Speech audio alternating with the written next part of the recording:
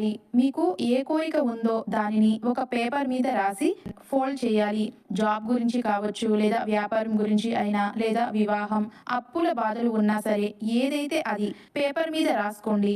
దానికి మీరు blue colour పెన్నుని మాత్రమే యూజ్ చేయండి. బ్లాక్ కానీ రెడ్ కానీ వాడకండి. మీరు తీసుకున్న గాజు బౌల్లో మీరు రాసిన కోరిక ఉంది కదా, ఆ పేపర్ ని ఫోల్డ్ చేసిన పేపర్ ని అందులో పెట్టండి. ఆ తర్వాత కొంచెం బియ్యం పొయ్యాలి. ఈ విధంగా కొంచెం బియ్యం పోసిన తర్వాత మొత్తం 8 కాయిన్స్ అన్నమాట. మీరు 8 కాయిన్స్ తీసుకోవాలి. అవి 5 రూపీస్ కాయిన్స్ అయినా, లేక 10 రూపీస్ కాయిన్స్ అయినా పర్వాలేదు, లేదా 1 రూపీ కాయిన్ అయినా పర్వాలేదు.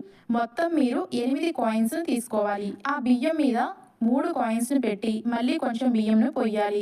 అంటే ఆ కాయిన్స్ కనిపించకుండా బియ్యం పొయ్యాలి. మళ్ళీ 3 కాయిన్స్ పెట్టండి. మళ్ళీ బియ్యం పోసి మిగిలిన 2 కాయిన్స్ పెట్టి బియ్యంతో నింపాలి. ఇప్పుడు దాల్చిన చెక్క పౌడర్ ఉంటుంది కదా, ఆ పౌడర్‌ని చల్లాలి.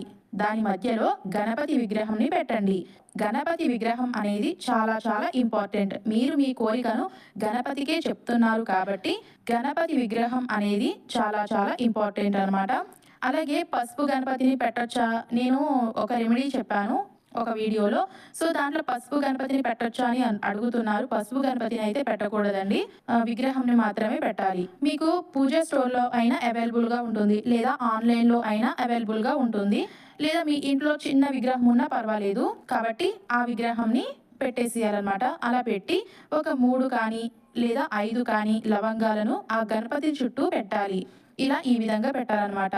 ఈ గణపతి ఉంచిన బౌల్‌ని మీకు కనిపించే విధంగా ఒక షెల్ఫ్‌లో ఉంచండి. ప్రతిరోజు ఒక పువ్వు పెట్టి ధూపం చూపించండి. అంటే మీకు ఎక్కడ కనిపిస్తుంది? ఒక టేబుల్ మీదనా, లేదంటే పూజా గదిలోనా, లేదా ఒక షెల్ఫ్‌లోనా, ఎక్కడ మీరు చూస్తూ ఉండాలన్నమాట. మీరు చూసే విధంగా ఆ బౌల్‌ని పెట్టండి. ప్రతిరోజు ధూపం చూపించండి. ఇలా ఒక నెల రోజుల పాటు ఉంచి ఆ తర్వాత మళ్ళీ మార్చేయాలన్నమాట. అంటే మీ కోరిక తీరే వరకు కూడా ఈ రెమెడీని చేస్తూ ఉండండి ప్రతి నెల కూడా. మరి ఈ బియ్యం ఏం చేయాలి అంటే, ఆ బియ్యంతో పొంగలి చేసి గణపతికి నైవేద్యంగా పెట్టండి. తర్వాత ఆ కాయిన్స్ ఉన్నాయి కదా, గణపతికి హుండీలో వేయండి, లేదా ఎవరికైనా దానం ఇవ్వండి. ఇలా ప్రతి నెలలోనూ చేయాలన్నమాట. తర్వాత ఆ పేపర్ ఉంది కదా, మళ్ళీ రాయాలా అంటే రాయనవసరం లేదు.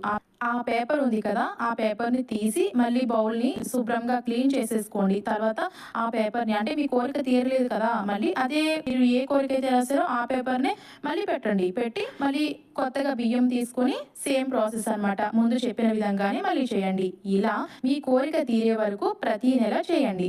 అంటే గణపతిని చూసిన ప్రతిసారి మనకు పాజిటివ్‌గా అనిపిస్తుందన్నమాట. మనసులో ఇలా అనిపిస్తుంది, గణపతి దగ్గర నా కోరిక ఉంచాను కదా, ఆయన ఖచ్చితంగా నెరవేరుస్తారు అని. సో మీరు ఇలా చేయండి. పాజిటివ్‌గా ఉండండి. ఏ పనైనా సరే డౌట్‌గా చేయకండి. నెగెటివ్ థాట్స్ వల్ల మనకి యూజ్ లేదు. నెగెటివ్ థాట్స్‌తో మాత్రం చేయవద్దు. మీ కోరిక ఎంత పెద్దదైనా, లేదా చిన్నదైనా, ఎలాంటిదైనా సరే, ఆరోగ్యం బాగోకపోయినా సరే